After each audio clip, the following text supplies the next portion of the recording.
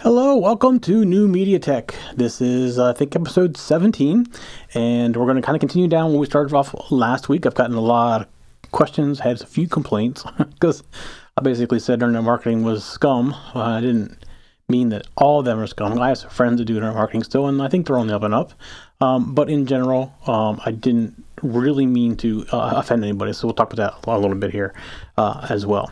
So the other thing we're going to cover is we're going to start moving into our remote guest solutions, and this is becoming a very timely topic for us because this other project that I was hoping to tell you about this week, but it's going to be next week because we're going to go live with it this Wednesday, is going to need some remote guest solutions, and I've been looking into them, and I'm trying to figure out how to take phone calls.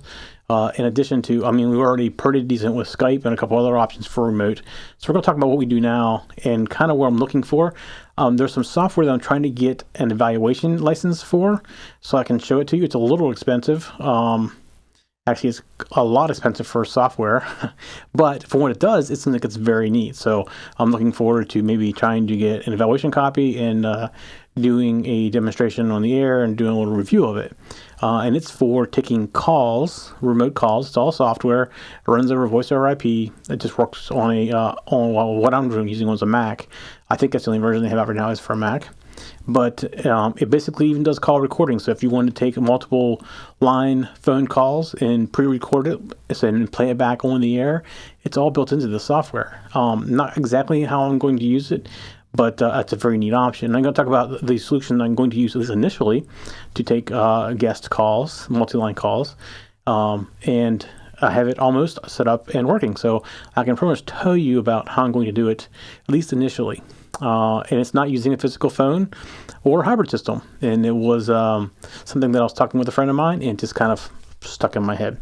But before we get too far in, what I want to do is kind of remind you, I'm going to bring this up here and show you that we are moving our YouTube channel. And I've been talking about this for the next couple of weeks. Well, actually, one more week.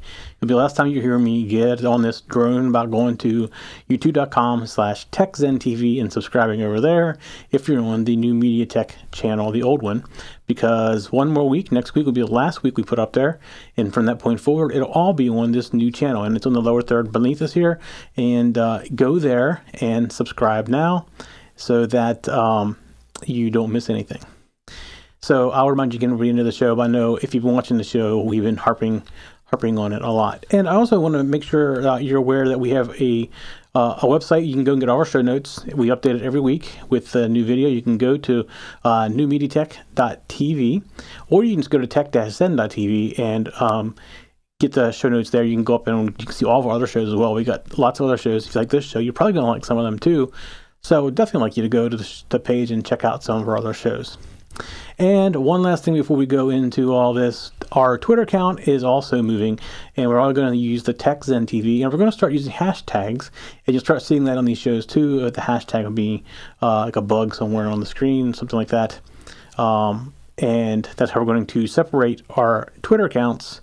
It's as far as what you're interested in, because it goes back to the same thing we talked about a couple weeks ago, where it's just easier for us to manage one account, and it's cross promotion. So if you're following us on Twitter, you're going to see the other shows too, and we don't blast out lots of garbage. So it's not like we're going to get bombarded with all the different shows. We pretty much just keep it to show related stuff and other announcements. So all right. So last week we talked about monetization, and I mentioned in there that I used to do internet marketing, and I kind of get out of it because, well, first of all, people were undercutting, selling things that used to be sold for $49, $47 down to $9 and $7, and just repurposed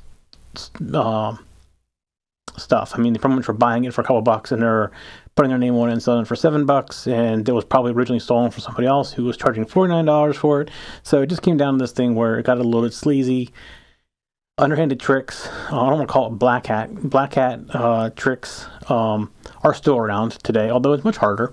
The biggest person that we used to do black hat stuff with was Google, and they've gotten much smarter, which is good because it was being very unfair to the end user and other people as well. But there's still black hat people, white hat people out there, and you can buy services from. But that's not really the reason I got out. I got out because people were stealing stuff, selling it for a third of the price or a quarter of the price. And it got very sleazy, and it felt like this, like when you went to buy something, it was very low quality, and people were starting to look for the lowest cost stuff instead of the best quality stuff. And just one of those things where I had a strong belief in providing quality material for, not necessarily the best price. That's the whole idea. If my quality is better than somebody else, my price is going to be higher. And just one of those things where it, with all the undercutting and people starting to look for pricing instead of the quality, it just wasn't worth dealing with that stuff anymore. And that was mainly for the teaching material on teaching people how to internet on the market on the internet, which that's what everybody seems they want to get into when they first start, because it's something they're reading about and they want to do it. And nobody was being creative with their own little niches and everything. Anyways, I wasn't saying that all people that do internet marketing were scums or anything, because they're not. It's just very scammy. It feels like to me, even now, if I go out and look around for stuff, it just feels that way. My friends typically that do that, other than maybe one or two of them, don't even do internet marketing anymore. They just do other niches. So it's not like it used to be. It's just different. So that was all I was trying to say. That's why I got out of it. It felt like it was, I didn't want to be associated with that type of person. So I do still sell things on the internet. I just don't teach it anymore. So I got out of the teaching part of the internet marketing. So anyway, sorry about that. I didn't mean to offend anybody. So we talked about some monetization last week, and we're going to continue this probably in the next couple weeks, because we're working on a couple of things outside of this show with one of our other shows. In fact, the show comes up after this one at 9 tonight. Let's Make It. We're actually putting a store up, a whole different way of monetizing than selling advertising. And we're still getting the site up. I have my web developer working on the other project that I've been telling you about that I can't tell you about until at least Wednesday. And he hasn't had a chance to finish the store. But we got everything. We got everything for the store. We got the boards and the parts and everything. Even got the static bags and all the shipping, everything ready to go. So, but we'll go through that a little bit more. It's just another way of monetizing. And that's the way actually I would prefer to monetize, because we're creating something fun for other people for fun too. It's not just for advertising. Although I don't think it's advertising, because I definitely would accept any advertising on a show. So, but we're going to talk a little bit more about that and some of the things we looked at as far as a store goes to monetize as well on different payment systems. It was a lot of research on our part. We looked at Squarespace initially, and was probably the way I was going to go based on, I already use Squarespace for other sites. My personal blog, my wife's blog, we're all on Squarespace. A couple other companies that I own have their sites on Squarespace. So we're very familiar with them, and they're great to work with. So we looked at them as being an option for our site too. And we were like this close to choosing them as the solution, because they have everything combined into one. There's nothing else you got to worry about. When you sign up with them, everything is combined. You pay a flat rate. There's no per month fee. There's no per percentage fee per transaction. So it was a great solution. We ended up going with something that's built into our CMS and actually does a little bit more than what the solution at Squarespace did, and gives us a little bit more control, integration with things we already have, which is why we went this way. But we looked at a bunch of different options. We're going to talk about some of those different options for managing that, where we already have payment gateways, but we may just end up using PayPal or Google because the fees are about the same and it's a little bit easier. So we're going to talk about some payment gateway possibilities for monetizing as well. Obviously, the simplest one is either like Google Wallet or PayPal. There's a fee associated with every transaction, but they do everything. They do credit cards. People have PayPal accounts, they're familiar with them, trust them. So that's probably our initial way we're going to go. Do we use the payment gateway? I don't know. Maybe we just want to stick with PayPal and let them handle all the transactions. So we have to go. We're still deciding on those little pieces yet. So that's all coming Now, I mentioned before about the monetization. That's like, I don't call it monetization really. It's like advertising monetization, where you have a service that you offer somebody, and you're using the show to advertise that service, and basically you're building credibility. So as you sit in front of a camera like this, you're building credibility on the things that you're talking about. So we go out and install studios. We teach people how to do videos. We do them for them as well, and us having this to point them to, and we can also send them to some other previous clients as a reference. And we have some previous clients that are very nice, letting people take tours as well if they want to see what we've done for them. And we actually have video tours we can send somebody, all that kind of stuff. So this is used in a way for us as a reference, kind of, because we sit here and we, you can see that we kind of know what we're talking about. Well, we pretend we know what we're talking about. And it's just another way of doing references. And as we do like the Let's Make It show, the main company, Genius Idea Studio, that's what they do. They design electronics and software. And because we have a show where we design things like this, we have the credibility, and it just helps us to get customers. So we can, when we go into somebody, we actually use that show saying, we are the Let's Make It show. And they can kind of see, you have some credibility, some background, and it just builds it up. So it's advertising in a way, and it's a monetization in a way, because it just makes a sale much easier. It gives you a lot of credibility. In fact, that's where most of the companies we go in that do a studio and do a live show, no matter what it's like, is their whole reason is to get the word out, and they do it socially. So it's the new media. They want to put videos out, give them some credibility, and whether they do a show or they do recordings and put them out on YouTube or wherever, they're using the studio for multiple things like that, and they're doing it to put their name out there, not to advertise. Most of them don't do advertising at all. They only are putting out their own stuff. And it's a whole different model if you're trying to sell something, though. If you're a company trying to sell something, you're selling your own stuff, not selling other people's stuff. So it's a whole different direction for monetization. If you're somebody who just wants to make money, I told this last week, if you're just getting into this to make money, it's going to take you a while. Can you do it? I absolutely sure can. And if you're lucky, you can do it really quick. But the likelihood is it's going to take you months and months. I would say at a minimum 6 months to a year before you start seeing any kind of regular revenue of any kind coming in, unless, again, I mentioned last week, unless you're very specific to a particular niche that people are already familiar with you in, and then you may be able to get something a little quicker than that. So it all really depends. I also had a question about monetizing by putting banner ads on your webpage. Yes, you can do that. However, it takes a lot of traffic to make money by putting videos on your website. So do you want to do that? Well, it's your choice, really, because a lot of people don't like that. It depends on the advertising, on the kind of ads they are too. If they're not too intrusive, like not going to blow up on top, take over the screen, then you may be just fine by doing that. However, what's your main goal? Is your main goal to annoy the user and just make a little bit of money off the ad, or do you want to keep the user engaged? And I prefer to keep it engaged. Do we have banner ads? Yes, we do. We have very small ones, the bottom and one over on the right. And I've even considered taking them completely off because, again, we're not making any money on this banner. We make so little. It's like it literally is pocket change. I probably have more change in my pocket right now than what I would make in a month off those ads. And they're Google ads. I mean, that's something you can do. So now the other thing is, how do you monetize your YouTube channel? Well, that's not a bad option. However, again, it's depending on your purpose. So if you're trying to make money off the videos, yeah, you can do that. I typically skip the ads as soon as I can. And I think that's most people, but you're still getting the credit for the ad.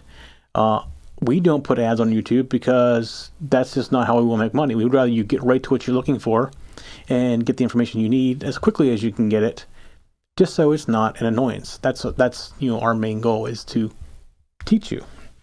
And yeah, we do put ads into our content as far as our show goes sometimes, but we try also to build that into what we're talking about at the same time.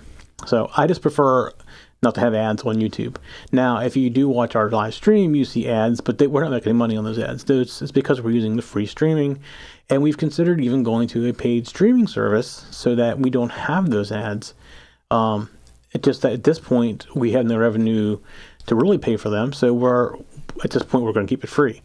If we start making some revenue, that's probably one of the first things we'll do is we'll go to a no ad streaming service, just because I would prefer you don't have to sit there and watch the ads on the streaming service and get interrupted. In fact, if you're on Ustream and you're watching this, you could right in the middle of the stream, an ad pop up and take over your screen, and you miss something that's important. You get to go do the download, and that just is very annoying. So that's something we will look to do when we start getting a little more revenue into the show, or any of our shows for that matter. All right, so that's kind of what I wanted to cover and go back over since last week with the monetization. So this week, I'm going to start talking about remote guest solutions. And I mentioned in the past, we use Skype. And we've been using Skype since the beginning, pretty much. Now, we have done a couple of shows now where we were actually using Gtalk. And I must say, my experience so far with Gtalk has been very good. People say they don't have good experience. I don't know if it comes down to a bandwidth issue. Same problem with Skype. Skype will downgrade the video quality based on your bandwidth and your audio quality as well, based on the available bandwidth or the bandwidth that it thinks you have.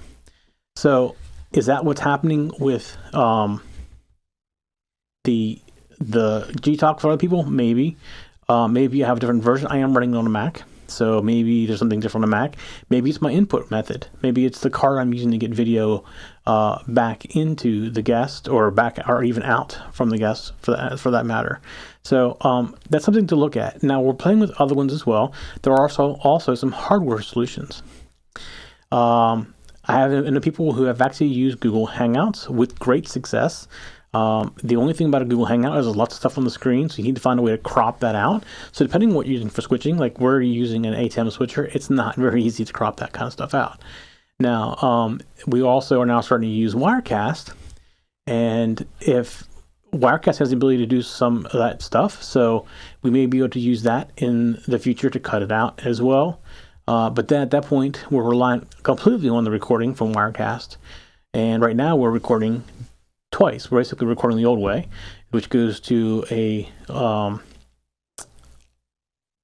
hard drive, or not hard drive, but I can't think what it is. That's an SSD drive. Whew, man. And it goes to an SSD drive, and we take it over and we copy it off. Now, we are also recording on Wirecast. Now, last week the Wirecast recording didn't work for us because we had a few things set up wrong. But this week we've test recorded it and everything comes back fine, and we should be able to leave here and not have to worry about that. But it's nice to have that backup. So we would still probably want to go physically into the ATEM. So that would mean for us that if we do something in a Hangout, that it would have those edges around it and things around it that we don't really like, which is acceptable. I would prefer it not to be that way. And we've had great luck with Skype. The quality with Skype is very good, so we're going to stick with Skype. But we're definitely playing with other solutions. There is a new service, well, it's new, at least first I've heard of it, that allows you to actually do the switching on in the cloud, basically, and supports remote guest capability. And I'm playing with that, and I haven't quite gotten the remote guest thing working quite right yet. But if it does work, that is a very possible solution, and it's free. So you could be switching free. Hopefully in the next week or two, I get to show you that after I figure out how it all works. The basic switching part seems to be working fine. It's just using regular off-the-shelf webcams. So hopefully we can be talking about that here in the near future. And again, it's all cloud-based, so you don't have to have anything on your side, just a webcam or two, and your guests have the same thing, and you can bring them in remotely through the software. So that hopefully in the next week or so, maybe depending on what we do with the other thing, we'll get a chance to actually show that to you. So the other thing about remote guests, so we've been talking about Skype, and Skype works great for video and audio, but what if you're just doing an audio show? Do you really need to go through all that trouble? Well, I've had this question before, as how do you get a phone into your recording? And the simplest thing to do is go get Skype out. But what if you want to do multiple lines? You want to bring a call handler or something like that in? What are your options? Which is something that we're looking at for this other project. And we will have multiple lines coming in and for call-in guests. And yes, it's going to be a video show, but the guest can call in via Skype or via phone because it's a text show. So if they have problems with the computer and they need to get help with it and they can't get on the computer to call in via Skype or don't have Skype, maybe not that technical, they can still call on the phone. So that's something we're going to be doing soon. Now, I can tell you how we're going to do it initially. I was originally going to use Skype and some other miscellaneous things to get audio in, but what I've been playing with is we have a voice over IP system here, and it runs under the covers. It's asterisk. On top of it, it's not asterisk. There's another layer on top of it, but essentially it's just asterisk running on a Unix box. And we already have the phone lines and everything, and we're just going to tie in a soft phone on a Mac and put multiple lines onto that soft phone, and we can switch to the lines via the soft phone, come right out of the Mac and into the Mac, just like we do any other audio. And there's no need to have any of the equipment it takes to get from a phone to the soundboard. And they typically call them hybrid systems. And you can get some basic hybrid systems, single line hybrid systems for, a couple $100. If you want to go with a really nice professional audio system, like the Axia systems, or I can't remember what it's called, it's by Telos. It works with the Axia systems as well, with or without the Axia though. They're like $2,500. I don't know how many lines that is, but they're voice over IP as well. And I mean, you can go that high, but most people don't want to have that kind of money. The soft phone, you can get free soft phones. The one we're going to use is like $49, and I already have a copy of it for other reasons, but they have a newer version of it out. So download the newer version, and it can now do multiple lines. So we're going to have basically a computer with multiple lines coming in through asterisk, voice over IP, and we'll be able to take up to 6 calls, or 6 people in the queue at a time, and switch on and off, and be able to, it's basically like using a hybrid system, but all voice over IP. And that's how we're going to try it. Now, in the process of doing this, I found some very, very cool software, and let me see if I can actually bring it up. This is only on a Mac, unfortunately. And let me see if I can go here and find it real quick. It is called Studio Phone. And here I'll bring it up and show you some of the things that it can do. So this is Studio Phone, and you see it can do up to 30 simultaneous calls using SIP on 8 different SIP accounts. And as you look down through here, and I'll come down and scroll through some of the different interfaces, you can see you have multiple calls. You can accept or reject them. You can record them. So if you are going to pre-record the calls, you would come in here and you'd hit record on it, and you can record it and then play. You come into this screen right here and you play it back. So the only thing that's issue with this is the price. It's $899.99. So I have sent an email to the creator of this asking if they had a demo license so that I could actually set it up and demonstrate it here on the show to show you what it's like. So this is still cheaper than a hybrid-based interface system, something from Telos, for example, but it's actually more than a single-line hybrid system. If you have a multi-line phone already, you could use a single-line hybrid system or a interface that goes from handset to computer, and it would be a lot less than this. So it's rather expensive for a piece of software. Let me just say that. That's just my opinion. But if I can get a demo copy of it just to show you how it works, and if it's something you want to spend the money on, you at least have an idea of what it does. So I have not heard back yet. Hopefully I hear back, and I can get a some kind of like maybe a 30-day license on it just to do some demonstration. Now the software that I'm going to use to do this, let me see if I have that here on this machine. I'm not sure I have it installed on this machine. I do not have it installed on this machine. It's called Viber, but I will get it installed, and I can remote into the machine in another show and show you how it all works. It's not working yet, so I wouldn't be able to show you it to you in action. But it basically is an off-the-shelf, something you'd use in a corporate environment for a soft phone, your PC if you're working from home. And I'm just going to set it up with up to 6. It has up to 6 lines it can handle. And that means 6 callers at a time can be in the queue. And just by software, we sit here and we pick which one we want. I'm looking at options. It does have an API, but from what I can tell from the API, it's a little bit limited on what it can do as far as accepting certain line phone calls on that. So we have to work the workflow around it yet. And would I have a producer in the other room or director in the other room doing it for me, or would I have it do it myself? That's the kind of thing we're kind of working out. It being running on a computer, we can pretty much control it from anywhere.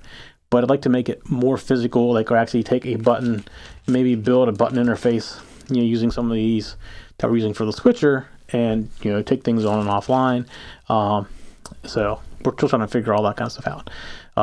That's still in progress, and I'll be able to show you a lot more. I can show you the phone itself is very easy to use with a mouse. So if it takes somebody just clicking the mouse in to bring the line active, that's what it takes. But it's it's $49 compared to the $199 for something like this. Or a physical Telos type system. And I think it's Telos. Telos is a great product. If you have the money for it, strongly recommend a Telos hybrid system. They work great. All right, so we're going to continue with the whole remote guest thing probably in the next couple weeks as well. As we develop our stuff, we're going to keep talking about how we are doing that as well. So I have mentioned before about us building a switching product, I think. And this is something I definitely talked about on the show following this one, Let's Make It, where we're going to physically build a physical video switch versus using things like these cord controllers to switch. I have these two cord controllers. Actually, I'm going to do a video on all this stuff here soon. There's another cord controller. That's how I'm doing all the video switching now. And I am going to do some videos on how all that works. This is all, I'm going to give all this code away too. It's already out there actually. If you don't, I'm going to publish it in a more well-known place. I just haven't gotten that far yet. So that you can download these, if you can buy these cord controllers for $30 and plug them into your computer. And this is actually controlling both an ATEM and Wirecast simultaneously. So it's a inexpensive way to control, but isn't the same as having the physical buttons. If you're used to a control surface, this is definitely much different than physically having the buttons, because this is like weird controls. There's slide controls, or there's volumes and knobs. There are buttons, you can't tell where they are because they're not sculpted, so you can't tell what's center and all that stuff. So you'll still pick it up. I have a white gaff tape on it. That's just so I know where my fingers are, but I have to look at them all the time. So we are working on physical. I have the boards. I have the first set of boards, and I'm working on the code for it right now. So hopefully in the next month or so, being vacation times through July and August, I'm not really going away anywhere, but I have family coming in, spending time with family, so all that kind of stuff. But it's going to be a little bit slow. And summertime is always a little bit slow because there's lots of things going on. But hopefully sometime in August or so, I'll be able to have something physical to show you. It might not be in a nice pretty case yet, but I should have something to be able to show you. And I have a lot of ideas. I don't call them dreams because I'm already designing parts of them, so they're starting to come true. But I have a lot of ideas going forward with how to expand. In this design I'm doing is a pluggable design, and there's all kinds of other things. I'll talk about all this stuff in the future as well. But it gets away from these inexpensive controls that aren't designed to do this. And it's a little more expensive because the buttons themselves are like $13 a button. So you figure how many buttons on a control surface, you can kind of figure out what the cost is going to be to design something like that. So that's all work in progress as well. All right, so for this week, I think I covered what I wanted to cover.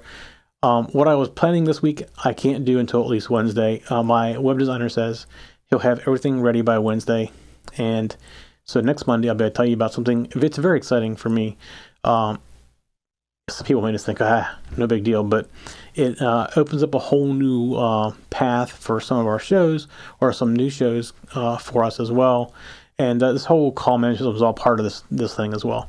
So there's going to be a lot more shows showing up here very soon. Let's just put it that way. That's a little bit of a tease. But I'm going to show you, next week we'll be able to tell you how we're going to do that. And they're not all technical. In fact, I'm looking for non-technical shows right now. And that's a part of this whole thing that's going on. All right, so I think I'm going to shut it down for this week. I do want to remind you before we go, though, that our YouTube channel is moving. You only have one more week of hearing me tell you this, and then it'll be won't say anymore. We are moving all of our shows to one YouTube channel. It is youtube.com/TechZenTV, and our shows are already there. In fact, they're all there for multiple weeks now. Every show will be there for 6 weeks on both channels, and we have one more week till we get 6. And on the 7th week, the old channels aren't going to go away. The old channels will remain because lots of people are still finding them via searching, and our website still points to the old ones as well. We didn't go through all of our shows and go back to the back episodes and change that. So they're not going to go away. However, the new shows will stop showing up on the old channels and only be on the new channels. So along with that, we also have a new Twitter. Well, actually, Twitter has existed. We're just going to move all the shows to at TechZenTV, and we're going to start using hashtags for each show. Again, for the same reason, it makes it easier to get things out. It's one channel. Our automation gets simpler. It's cross-promotion between shows. Some people didn't know we had all these other shows, and this is helping a lot by going to the single YouTube channel. In fact, we even went to a single podcast channel now as well that you can sign up for if you want to get all the shows versus the individual shows. So that's out there now as well. So we have it. That's going to remain separated though as well, because people that don't want to download all the shows can just download the ones that they're interested in. And of course, if you want show notes, go to tech-zen.tv, or you can go to newmediatech.tv. And when you get there, just click on the New Media Tech show. Our show notes are out there for every show. Any links we talk about, things like that, are all going to be in those show notes. I also want to mention that we do have a Roku app. So if you have a Roku box and you want to watch it on the big screen, we'd love to have that. Definitely go download, check it out on Roku. You can pop on the big screen and watch all the past episodes, all that stuff. It's all out there, all ready to go. So you can make us big on the big screen and come join us there. So the other thing is we recorded this show live every Monday night at 8 p.m. Eastern time. That would be 5 p.m. on the West Coast, and UTC messes me up whenever. I think it's midnight, or it's midnight in London, right when we start recording this show. We also have a chat room. You can come chat with us live. We'd love to have you in the chat room. You can ask us questions, give us your opinions, and we interact with the chat room while we're seeing it's right here, right there in front of me the whole time during the show. And I can answer questions. I can give comments. I can interact with you if you have an opinion on something. Well, I'd definitely love to do that. But if you cannot watch us live, you can always subscribe to download our shows from like iTunes or any of the other podcasting directories. And get our shows delivered to you completely automatically. And if you want to give us a comment, we would love to have a comment from you.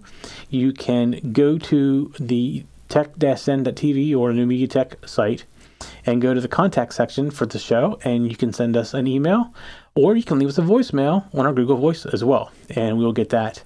And we love the emails. This show doesn't get many emails. Like our Let's Make It show, we're getting 1 or 2 emails a day, comments, questions, and we love that. That's like something to look forward to every day. So we love getting back the comments from people. And I did get some comments last week about the internet marketing things, and some of them were from people that I knew. Some of them were not from people that I knew. I got a couple on Google Plus as well.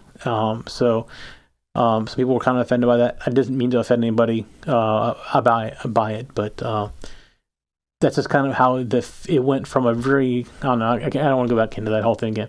It was, to me, it felt like it got very scummy, whatever.